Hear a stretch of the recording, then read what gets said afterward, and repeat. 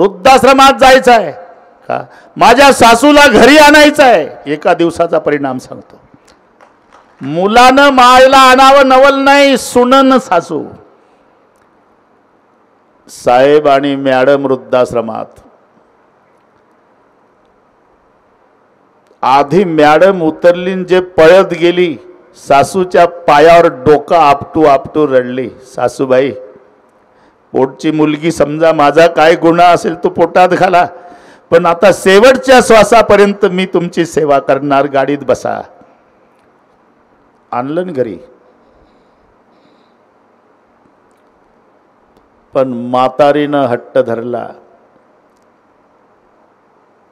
तूच मला नवऱ्याला सांगून वृद्धाश्रमात आणून घातलं, 2 वर्ष झाले, आज का बरं तुम्हाला घ्यायला आली? सासूबाई, आयुष्यात पहिल्यांदा काल रामायण ऐकलं मी. 3 तास रडली. रामायणातनं ठरवलं की आता आमच्या सासूबाईला घरी आणायचं आणि देवीसारखी सेवा मरेपर्यंत करायची. आता सासूनं आग्रह धरला, आज मलाही रामायणाला घेऊन चला. 3 दिवस एकटे साहेब आले, 2 दिवस साहेबनं मॅडम आल्या, 6व्या दिवशी माय, मुलगा आणि मॅडम. मला त्या बाबाची भेट करून द्या बरं का विष्णुभाऊ. ती म्हातारी स्टेजवर आणली साहेबानं आणि मॅडम. माझ्या तोंडावरून हात फिरून म्हातारी रडली. बाबा, माझ्यासारख्या किती म्हाताऱ्या वृद्धाश्रमात असेल, लेकाची सुनाची वाट पाहत असेल, थोडंसं रामायण करी मी सांगत जा बाबा, पण माझ्या सुनावर परिणाम झाला असं दररोज सांगत जा बाबा. कितीतरी मावल्या आपल्या लेकाची सुनाची वाट पाहतात. मी का सांगतो, मुलानं आईला आणावं नवल नाही, सुननी सासू. म्हणून जर चुकून कोणी वृद्धाश्रमात मायबापाला टाकलं असेल तर आजचं रामायण संपल्यावर त्यांनी घरी जा,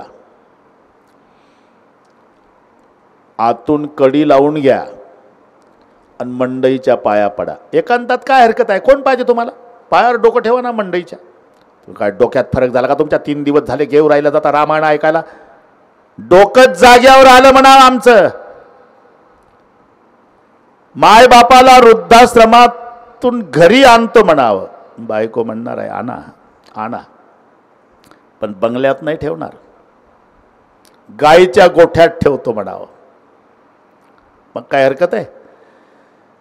दाटीवाटी जनावर बांधून गाईचा गोठा एक कोपरा खाली करा, 2 पोते द्या त्यांना झोपायला, 2 मळकटल्या गोदड्या द्या, जर्मनचे ताटं द्या, 2 तांबे प्लास्टिकचे. मग काही खर्च आहे का? परत स्वयंपाकही करू नका ना. मुलाबाळातून उरलेली एखादी भाकरी बायकोच्या चोरून रोज पॅन्टच्या खिशात घाला. ज्या मायनं उसणं पासणं केलं, मोलमजुरी खुरपणी अर्धपोटी राहिली, ज्या बापानं गाठी गाठीचं धोत्र नेसून तुला शाळेतले 2 ड्रेस घेऊन दिले, त्या मायबापासाठी फक्त रोज 1 भाकरी चोरा, पाप लागणार नाही. भाकरी खिशात घाला. मोटरसायकलनी ऑफिसला जाताना का जसे जनावर चाऱ्यासाठी हंबरतात ना, तसे तुमचे मायबाप भूक लागल्यामुळे लेकाच्या फटफटीचा आवाज ऐकत बसले असतील. आता येईल आमचा दादा. गोठ्याकडून मोटरसायकल न्या, तुमची वेळ वाचवतो, उतरू नका. फक्त मोटरसायकल उभी करा, खिशातली भाकरी काढा आणि कुत्र्याला फेकता तशी फेका गोठ्यात. पाहू नका शेणात पडली का गव्हाणीत. तुमचं काम झालं, जा ऑफिसला. आता दोघालाही उठवत नाही तरी माय घुसत घुसत घुसत घुसत त्या भाकरीपर्यंत. लुगड्याच्या पदरानं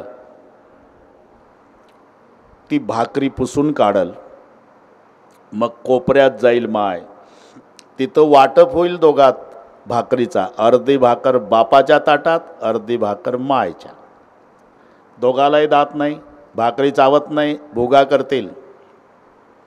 त्याच्यात पाणी ओततील दोघंही मायबाप, गोठ्यातलं सांगतो, मुरू देतील ते, पण भुकेचा डोम पोटात उठलेला आहे आणि मग खायला सुरुवात करतील ना, एक एक घास खाताना गोठ्यात माय डबडबल्या डोळ्यानं बापाकडे पाहून आणि बाप डबडबल्या डोळ्यानं मायकडे पाहून घासागणिक एवढा शब्द अभिमानानं उच्चारतील, भाकर आपल्या दादानं दिली म्हणाल, भाकर आपल्या राजानं दिली म्हणाल, भाकर आपल्या लेखानं दिली म्हणाल. कुत्र किती प्रेमानं सांभाळा, चावल्याशिवाय राहणार नाही. मायबापाला फेकून भाकरी वाढा, आशीर्वाद दिल्याशिवाय मरणार नाही का सांगतो. इथून वाढलं आपला जगाचा बाप आहे. 33 करोड देवता लाईनला उभ्या आहे दर्शनासाठी. तरी प्रातकाल उठके रघुनाथा, मातु पितु गुरु नावई माथा. तरी सकाळी उठले म्हणजे आपल्या मायबापाच्या पायावर डोकं ठेवून दर्शन घेतात. ही कालक्रमणा चालू असताना गादी तणय म्हण चिंता व्यापी. गादी तणय म्हणजे विश्वामित्र. त्यांच्या बापाचं नाव गादी मुनी आहे म्हणून त्यांना गादी तणय म्हणतात. गादी. विष्णुभाऊ कायला वाटेल तुलसीजीचा अनुस्वार चुकला असेल. गांधी नाही, नाही गांधी नाही भाऊ, गादीच. काही कायला वाटते ना, काही म्हणतात ज्ञानेश्वर महाराजचा अनुस्वार चुकला हरिपाठात. काय सर्वा घंटी राम. अरे नको अनुस्वार देऊ, इथे सर्वा घंटी नाही. आमची पद्धत आहे. जास्त शुद्ध बोलण्याचा प्रयत्न करतात काही काही. म्हणजे अनुस्वाराची गरज नाही विष्णुभाऊ, तिथं अनुस्वार देणे गरज आहे, तिथला काढून घेणे. शुद्ध बोलण्याचा. तुंप वाडा, तुंप. अरे तुंप कशाला, ते तुपच आहे ना. पण हे जास्त शुद्ध बोलण्याचा प्रयत्न. तुंप वाडा, तुंप वाडा, तुंप. अरे तुपच म्हण. इथं अनुस्वाराची गरज नाही, तिथं अनुस्वार तुंप. आणि अनुस्वार पाहिजे तिथला काढून घेतं. कुकू आहे का, कुकू. इथं कशाला कुकू करतो, इथं कुंकू. तिथे अनुस्वार पाहिजे तर कुकू, नको तर तुंप. तसं हे गांधी नाही, गादी. गादी तर नाही म्हण चिंता. अनेक वेळा यज्ञाचं आयोजन केलं, पण सुभाऊ मारीच यज्ञाचा विध्वंस करतात म्हणून चिंतातूर. पण कळालं त्यांना प्रभूचा अवतार अयोध्येत झालेला आहे.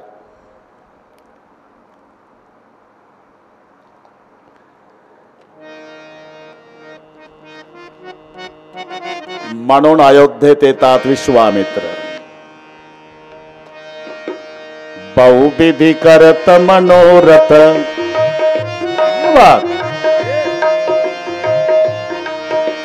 बहुविधी करत मनोरथ, जात लागी नहीं बार. करी मज्जन सरयु जल, गए भूप दरबार. सियावर रामचंद्र की जय. क्या बात है. शरयू मध्ये स्नान करतात कोण, विश्वामित्र. दशरथ राजाला कळालं, महाराज प्रतिसृष्टि निर्माता विश्वामित्र अयोध्या की ओर पधारे. मुनि आगमन सुना जब राजा, विप्र गयौलय मिलन गयौलय विप्र समाजा. ब्रह्मवृंदांना सोबत घेऊन विश्वामित्र गेले. दंडवत घातला, कडकडून मिठी मारली विश्वामित्राने राजा दशरथाला. दशरथजीचं रडणं सुरू झालं. क्यों रो रे राजन, कुछ अनहोनी घटी परिवार में. जी नहीं सरकार. तो रोते क्यों. ये खुशी के आंसू है. मतलब मैंने कुछ भी पुण्य नहीं किया महाराज. अंधे माँ बाप का इकलौता बेटा श्रावण, उसको मारने का पाप मैंने किया है. मेरे जैसा पापी ब्रह्मांड में नहीं है. लेकिन आज जवाब मिल गया, मेरे पूर्वजों ने बहुत पुण्य किया होगा. मतलब बिगर बुलाए संत घर आए, समझ लेना पूर्वजों के पुण्य का फल है. न बोलावता महात्मा दारात आला, समजायचं आपल्या पूर्वजांची पुण्याई फळाला.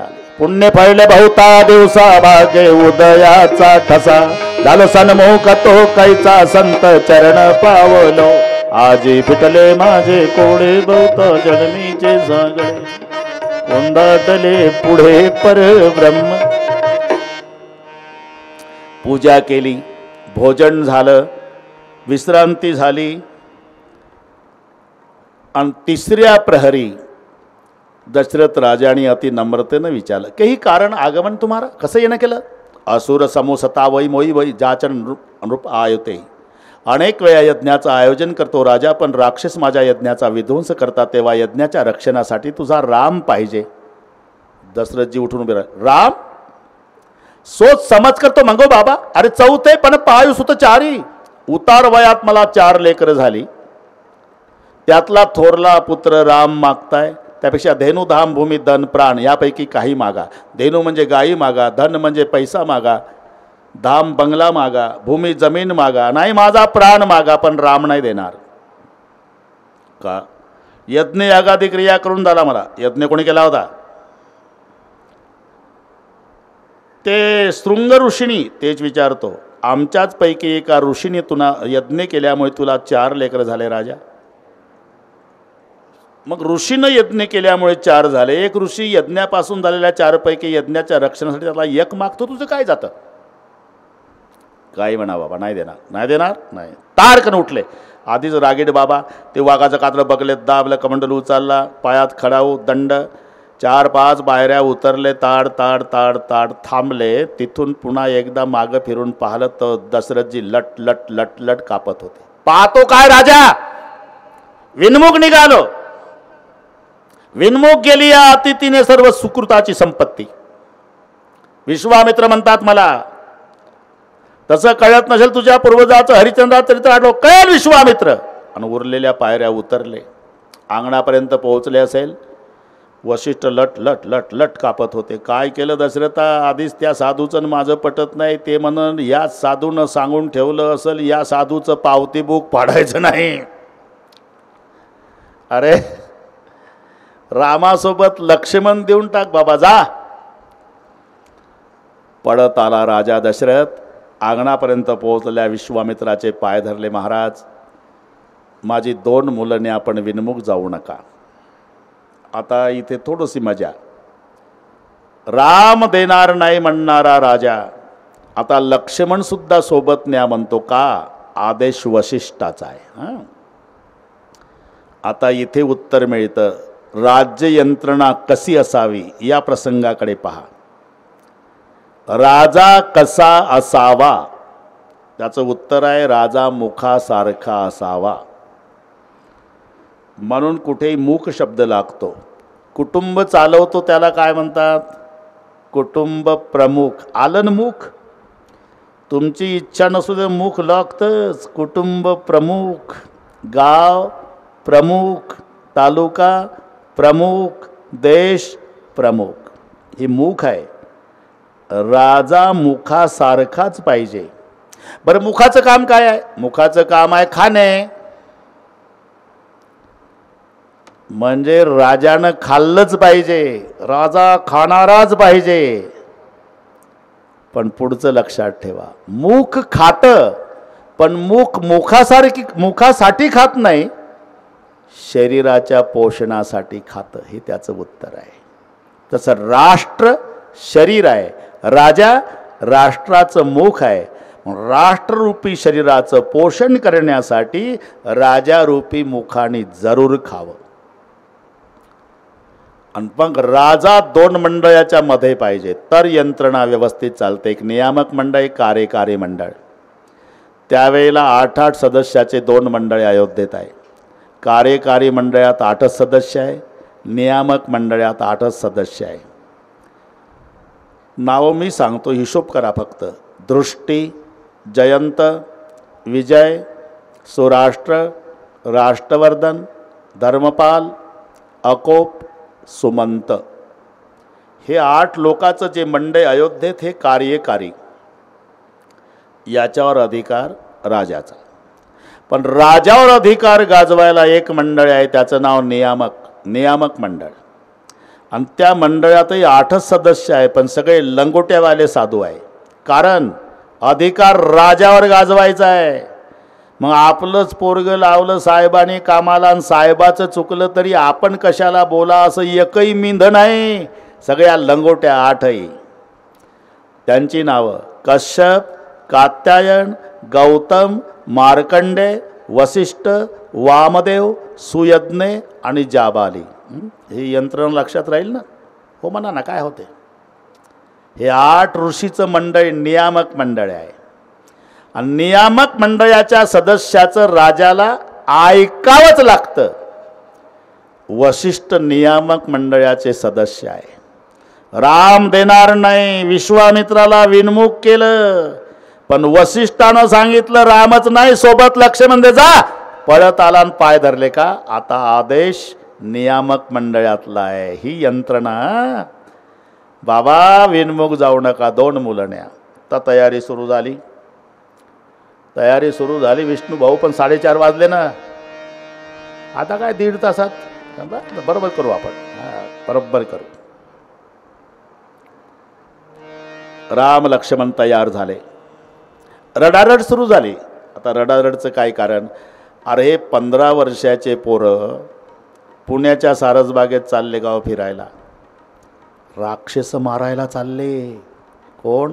15 वर्षाचे. आणि काही कमी जास्त झालं तर पुन्हा भेटी आहे का लेकराच्या? म्हणून राजवाडा रडतो.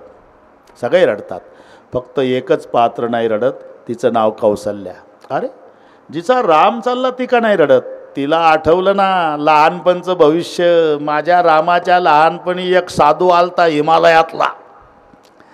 त्यानं सांगितलं होतं, कौसल्या माई तुमचा राम 15 वर्षाचा होईल का नाही, एक साधू येईल, याला घेऊन जाईल आणि जगात सुंदर नाही अशा सुंदरीसोबत तुमच्या रामाचं लग्न होईल. म्हणजे आता माझा राम लग्नाला चालला. आता तुम्हाला विचारतो, मुलगा नवरदेव झाल्यावर मम्मी रडते का? खरं बोला.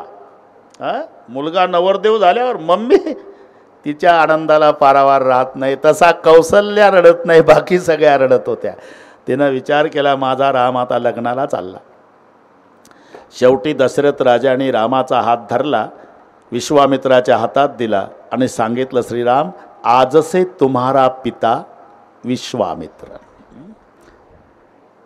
राम लक्ष्मणाला घेऊन विश्वामित्र निघाले. शरयू पार केली. अरण्यातला प्रवास.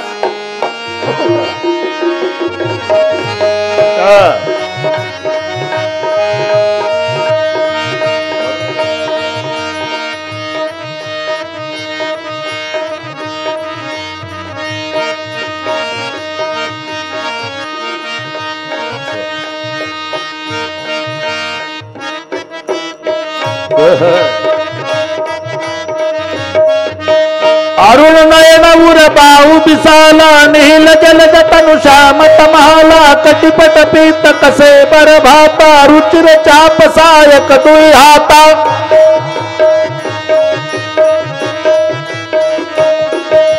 श्याम गौर सुंदर बहु भाई, विश्वामित्र महानिधि पाई. प्रभु ब्रह्मण्य देव मैं जाना, मोहिनीति पिता तजे भगवान. जेव्हा घनघोर अरण्यात प्रवास, कानाचे पडदे फाटल्या जातील असा कर्णकर्कश ध्वनी कान येऊ लागला. रुके रहो, बहुत दिन से भूखे हूं. भगवान ने भोजन भेजा है, तीनों को खाती हूं. रुके रहो. तिघ जाग्यावर थांबले. आवाज जवळ जवळ येतो, व्यक्ती दिसत नाही. विश्वामित्राचं लक्ष गेलं. श्रीराम बाबा दौड़ दौड़ के आ रही ना. नर भक्षक ताटिका राक्षसी नहीं, बहुत से ऋषि मुनियों को खाया, मार डालो इसे. हम रघुकुल के बाबा महिलाओं पर हथियार उठाना मेरे रघुकुल का धर्म नहीं। अच्छा, अरे वो अपने को मार डालेंगे, मर जाएंगे बाबा तो भी हम महिलाओं पर हथियार नहीं उठाएंगे। महिलाओं पर हथियार उठाना रघुकुल का धर्म नहीं। नहीं, पिता की आज्ञा मानना तो रघुकुल का धर्म है। हाँ, तो तुम्हारे पिता विश्वामित्र बोले, तुम्हारे पिता दशरथ जी क्या बोले थे? जाओ, आज से तुम्हारा पिता विश्वामित्र है और पिता की आज्ञा मानना रघुकुल का धर्म है। मैं आज तुम्हारा पिता बोल रहा हूं, मार डालो ताटिका को। तैयार हो गए, सावधान ताटिका, रुके रहो, अरे जल्दबाजी करो राघव। एका बाणात मारली ताटिका, ताटिका गतप्राण झाली। विश्वामित्राने बला अतिबला दोन्ही शक्ती प्रदान केल्या। इथे बरेच लोक प्रश्न विचारतात, महाराज तुमचे देव राक्षस मारण्यासाठी अवतार घेतात आणि राक्षसिनीपासून सुरुवात करतात। त्या किसनरावनं पहिली पुतना मारली, रामभाऊनंही पहिली ताटिका, आणि राक्षस मारण्यासाठी अवतार, आणि सुरुवात कुठून? राक्षसिनीपासून। पहिल्यांदा कृष्णानं मारली पुतना आणि पहिल्यांदा रामानं मारली ताटिका।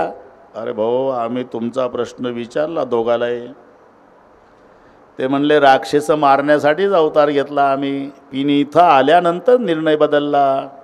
काय राक्षस मारण्यात वेळ घालवण्यापेक्षा आधी राक्षसांना पैदा करणाऱ्या राक्षसीनी माराव्या म्हणून दोघांनी तिथून सुरुवात केली। दुर्गुण खत्म करने के पहले जहां से दुर्गुण पैदा होते हैं तिथून प्रारंभ। रात्र संपली, दुसऱ्या दिवशी राम लक्ष्मण, गुरुदेव यज्ञ का प्रारंभ करून दोनों भाई रक्षण के लिए तैयार है। यज्ञाचा प्रारंभ झाला।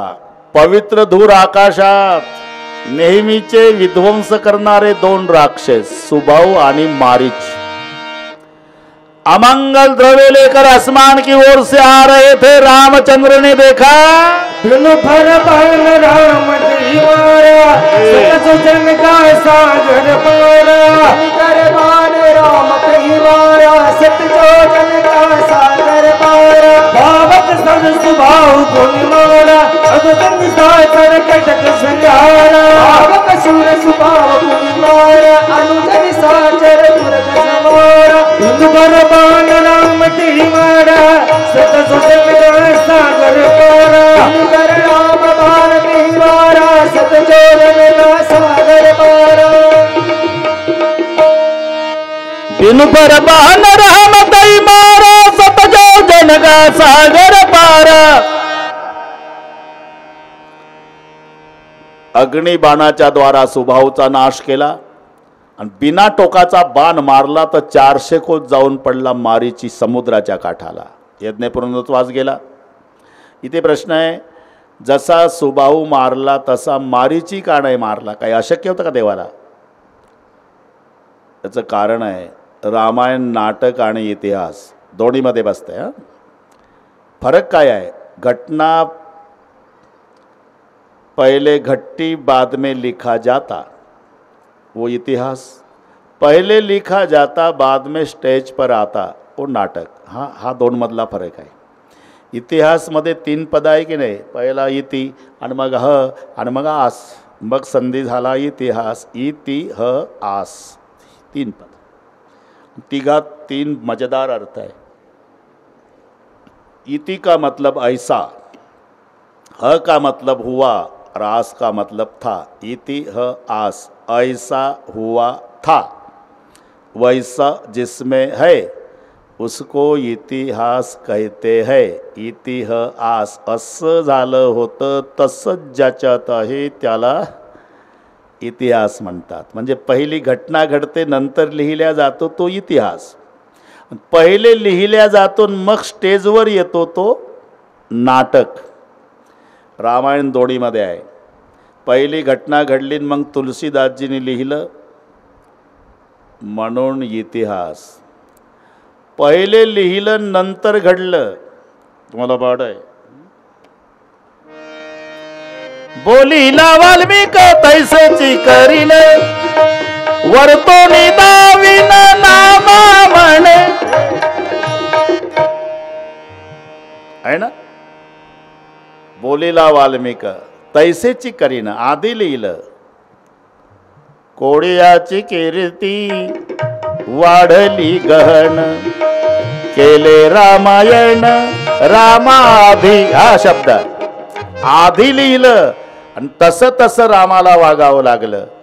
म्हणून नाटक रामचंद्रानं विचार केला आता जर मारीची मारला तर नाटक बिघडतो.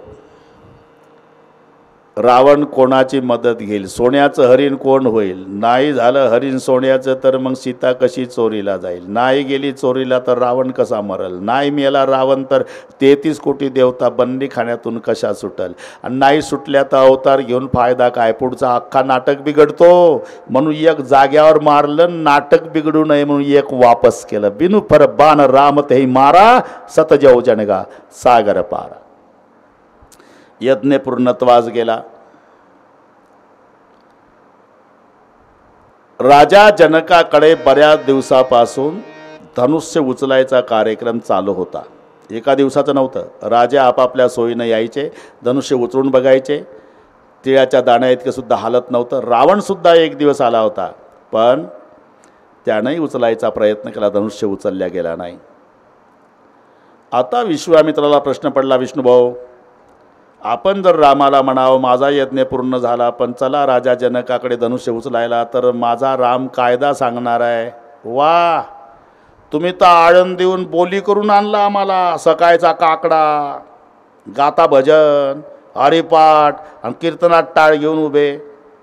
आता म्हणता चला त्या पाटलाच्या पोराचं लग्न आहे तर वरातीत नाचायला. यासाठी आणलं काय मला नाही का. तसं माझा राम कायदा सांगेल म्हणून शब्द बदलवून वापरले. श्रीराम मेरा तो यज्ञ पूरा हुआ जी लेकिन जनक जी के यहाँ बहुत दिनों से धनुर्यज्ञ चल रहा. धनुर्यज्ञ ही क्या गुरुदेव. तो चलो यज्ञ के लिए मैंने अवतार ही लिया म्हणून तैयार.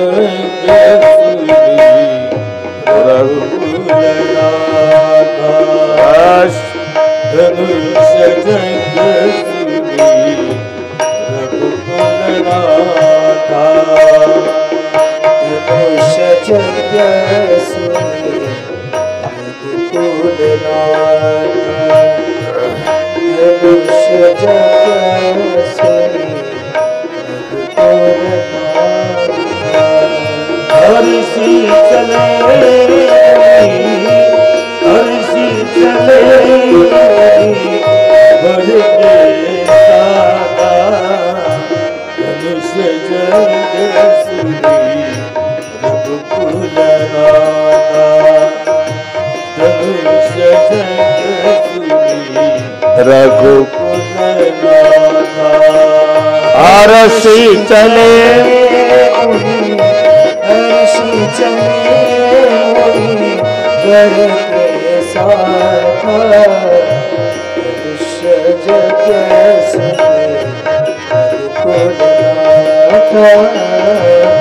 धनुष्य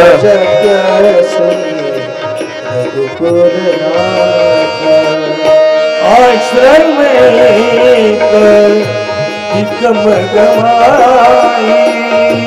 आश्रम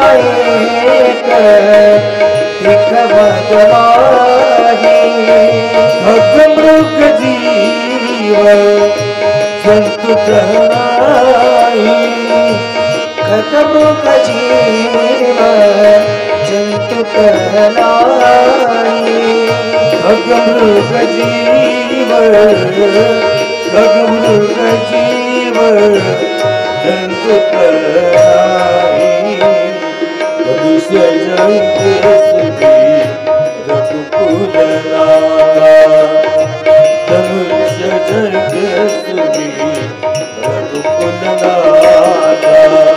हर्षी चले हर्षी चले वर के साथ जग सुनी रघुकुल नाथ मनुष्य जग सुनी रघुकुल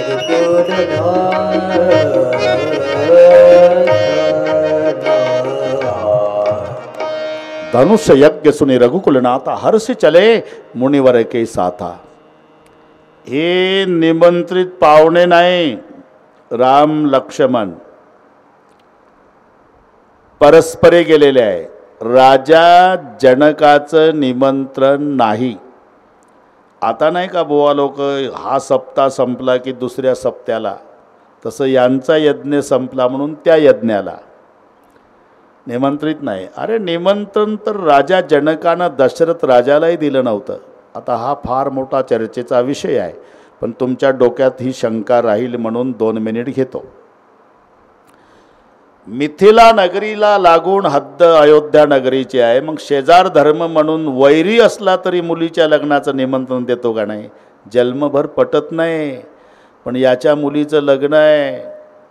पहिलं गेलं नाही, शेजारच्या पाटलाकडे गेलं नाही आयुष्यात कधी, पण पाहून घेतं.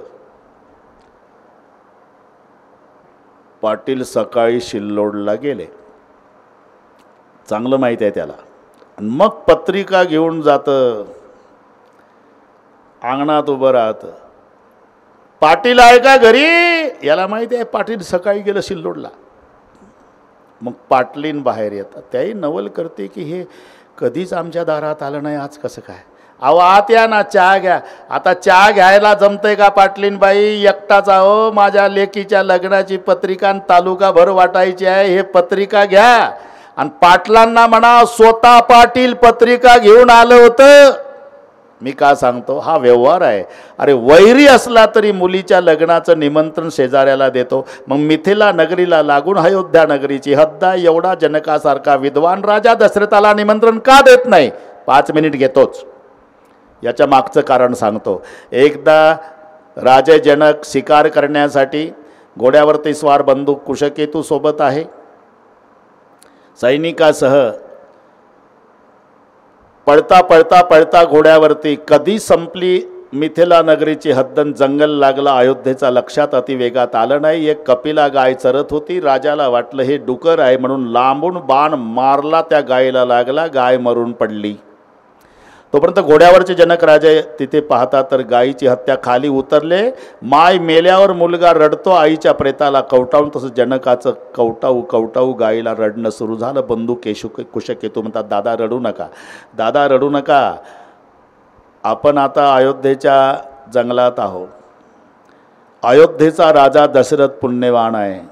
आपण दोघंही भाऊ त्याच्या पाया पडू, विनंती करू, त्यांना गाय जिवंत करायला लावू, म्हणजे गायीच्या हत्येतून आपल्याला पापापासून मुक्ती मिळेल. म्हणून 2 सेवकांना पाठवलं अयोध्येत. तेव्हा राजे दशरथ गुरु वसिष्ठजी समवेत हातात ताट पूजेचं तांब्या पाण्याचा बाजार चौकातून मंदिराकडे जात होते. नेमके जनकाचे सेवक सामोरून आले. दोघांनी वाकून नमस्कार केला. प्रणाम सरकार, प्रणाम. कहा के भाई? मिथिलापति जनक जी के सेवक. खुशी की बात, जनक महाराज अयोध्या के जंगल में आ पहुंचे, और खुशी की बात है. लेकिन क्या? हमारे महाराज जनक जी के हाथों अयोध्या के जंगल में गैया मारी गई. गैया मारी गई? ताटही पडलं आणि तांब्याही पडला राजा दशरथाच्या हाथून. बहुत बुरी घटना हुई. करके तो आपको बुलाया महाराज गैया जिंदी करने के लिए. देखो भाई, इस समय मैं गुरुदेव के साथ पूजा करने मंदिर जाता हूँ, मैं नहीं आ सकता, लेकिन व्यवस्था करता हूँ. आता गाय जिवंत करण्याची व्यवस्था काय यंत्रणा असेल ना. राजा जनकाचं लक्ष गेलं तर एक सफाई कामगार बाजार रस्ता साफ करत होता. फाटक्या कपड्याचा, फुपाट्यानं माखलेला, केस विस्कटलेला आणि रस्ता साफ करतोय. राजा दशरथानं आवाज दिला, अरे ओ भाई. त्यानं झाडू टाकून दिला खाली, तिथूनच नमस्कार. जी अन्नदाता, इधर आओ. अरे महाराज जनक जी के हाथों अयोध्या के जंगल में गैया मारी गई. तू एक काम करो भाई, कमंडल में सरयू का जल भर के ले जाओ, गैया पे छोड़ो, गैया को जिंदी करो और बाद में बाजार रस्ता साफ करो. आता केवढं झालं. जनकाचे सेवक विचार करतात दशरथाचा झाडूवाला आणि मेलेली गाय जिवंत करतो, नाही कसं म्हणावं. आता मोदी साहेब ज्याला पाठवतात त्याला तुम्ही नाही म्हणू शकता का. बस तो प्रकार. ते फाटक्या कपड्याचं फुपाट्यानं माखलेलं, केस विस्कटलेलं, कमंडलू भरला शरवीच्या पाण्यानं या सेवकासोबत निघालं. तोपर्यंत जनकराजे गायीजवळ रडत होते. आए क्या दशरथ जी. नहीं सरकार, तो गैया जिंदी नहीं होगी. दशरथ जी नहीं आए तो जिंदी कैसी होगी. सफाई कामगार को भेजा. जनक जी ताड़ कर उठले. दशरथ जी का झाड़ू वाला मरी हुई गैया जिंदी करेगा. कौन है, बुलाओ उसको. ते आलं. कमंडलू सहितच नमस्कार केला. झाड़ू वाला ते. अच्छा, आपको भेजा गैया जिंदी करने के लिए. जी सरकार. कौन सा काम करते. झाड़ू लगाता हूं सरकार. महल में. अजी महल तो देखा भी नहीं. महल में सेवा करने के लिए बहुत जन्म का पुण्य चाहिए सरकार. मैं बाजार रास्ता साफ कर रहा. क्या बाजार रास्ता साफ करने वाला झाड़ू वाला. जी. तू गैया जिंदी करेगा. मुझ में क्या ताकत है सरकार, लेकिन मेरा विश्वास है जिस भंडार का मैंने अनाज खाया, जिन्होंने मुझे बेटे की तरह पाला, वो मेरा बाप, मेरा सरकार, मेरा राजा, मेरा महाराज, मेरा अन्नदाता महाराज दशरथ जी मन वचन कर्म से निष्पाप हो तो गोमाते जल्दी उठ जा. असं म्हणून कमंडलू वतला. झाडूवाल्यानं गाय ताडकन उठली. ही भूतकाळातली घटना.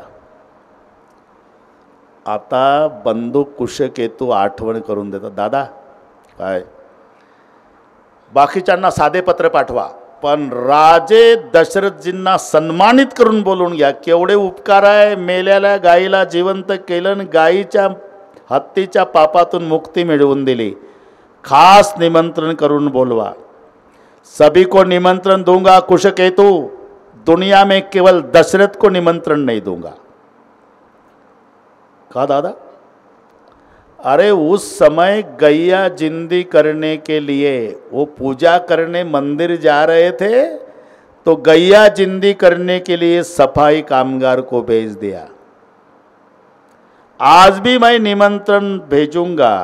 और जरूरी काम के लिए दूसरी ओर निकल गए और दूसरे झाड़ू वाले को भेज दिया, तो मैं सीता का भविष्य बिगड़ना नहीं चाहता. दुनिया के सभी राजा को निमंत्रण दूंगा, केवल दशरथ को नहीं. हे त्याचं उत्तर. सर्वांना निमंत्रण होती, राजा दशरथाला निमंत्रण नाही. हे राम लक्ष्मण. अरे राम लक्ष्मण हे परस्परे गेले या सप्त्यातून त्या सप्त्यात. इथून तर वाढलं आपलं प्रकरण. रामचंद्र आणि लक्ष्मण दोन्ही बंधू विश्वामित्रासमोर जात असताना आश्रम एक दीखमगमाय, एक सुंदर आश्रम रस्त्यात बघितला. पण आश्रमामध्ये वास्तव्याला कोणी नाही. खगमृग जीव जंतू तह नाही. सुंदर आश्रम आहे, वास्तव्याला कोणी नाही. आणि दरवाजात दगड. राम थांबले. बाबा एवढा सुंदर आश्रम आहे, वास्तव्याला कोणीच नाही आणि दगड दरवाजात. दगड नाही रामा. एक गौतम ऋषीची पत्नी अहिल्या. काय झालं. दगड झाली. कशानं. शापानं. कोणी दिला. गौतमानं. का दिला. त्याच्या मागे फार मोठा इतिहास आहे. सांगा ना. आता काय 5 वाजत आले ना, काय सांगा. पण सांगाच. बरं सांगतोच. रामा आता काय 1च तास आहे. रामा जय.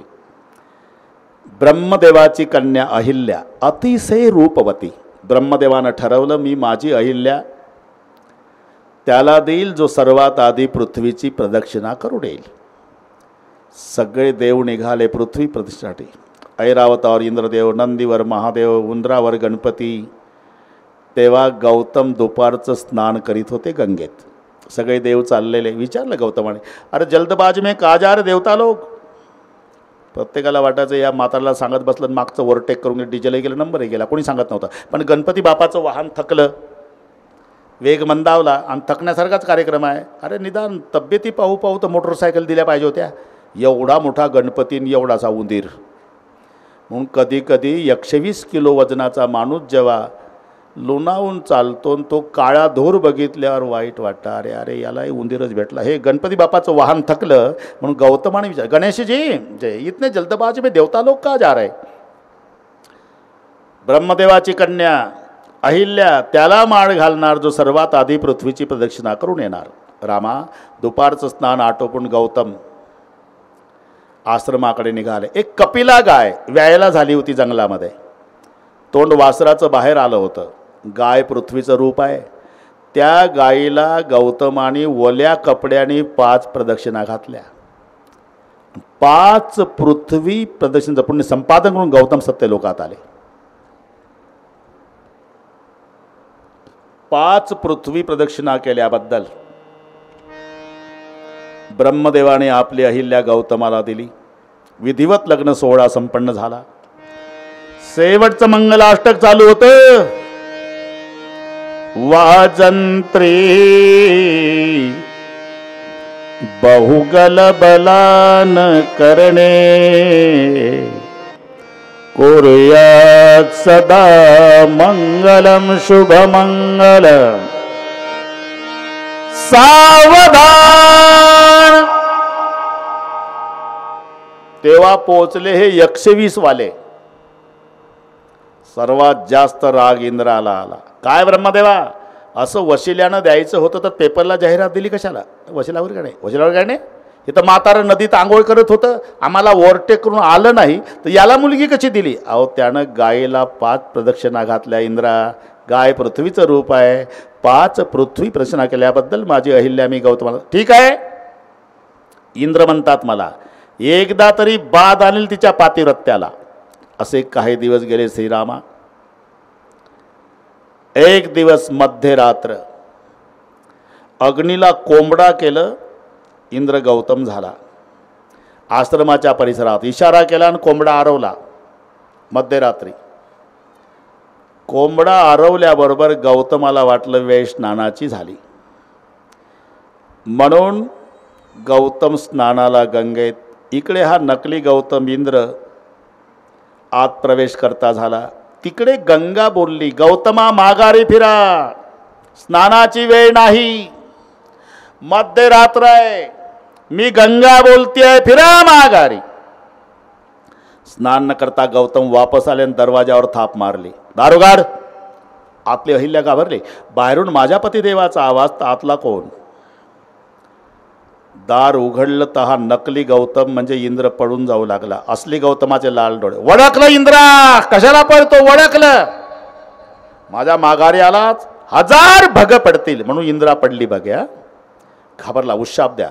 धनुष्यभंगाचा नाव आवाज ऐकशील, सहस्त्राक्ष नाव प्राप्त होईल तुला. अग्नीकडे. काय अग्नी, कोंबडा होऊन केली का मदत. शाप आहे तुला, तुझ्या ज्वाला काळा पडतील. हा गौतमाने अग्नीला दिलेला शाप.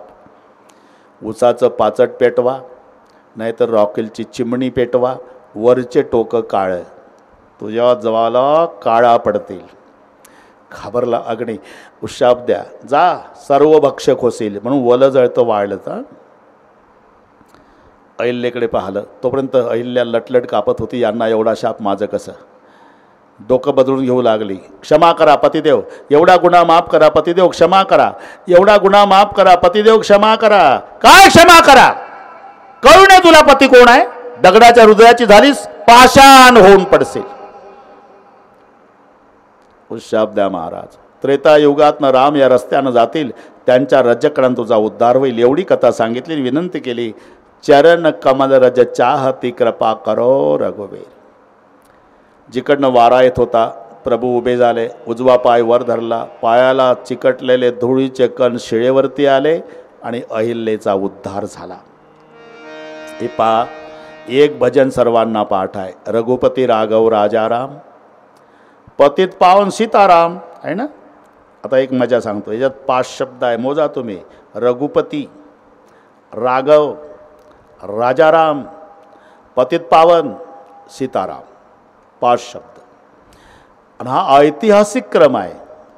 रघुकुल में जन्म लिया तो रघुपति, कौशल्या माँ बड़ी प्यार से राघव करके बुलाती तो राघव।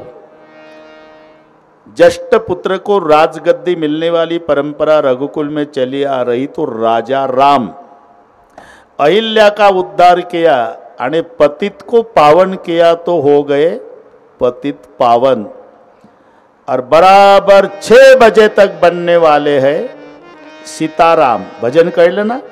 रघुपति, राघव, राजाराम, हो गए पतित पावन, होने वाले सीताराम। आता हात वर करा, शाबाश, वाह वाह, धन्यवाद। सर्वांनी टाळी वाजवून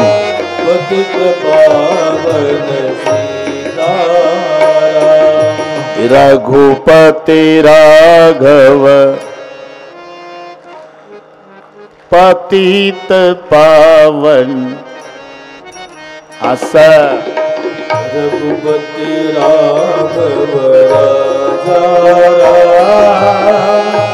पतित पावन सीताराम। रघुपति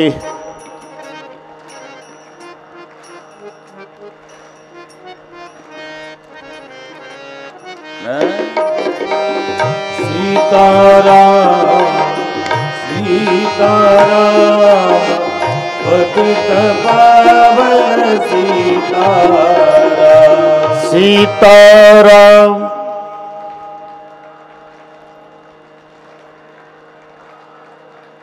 हा, जमतंय।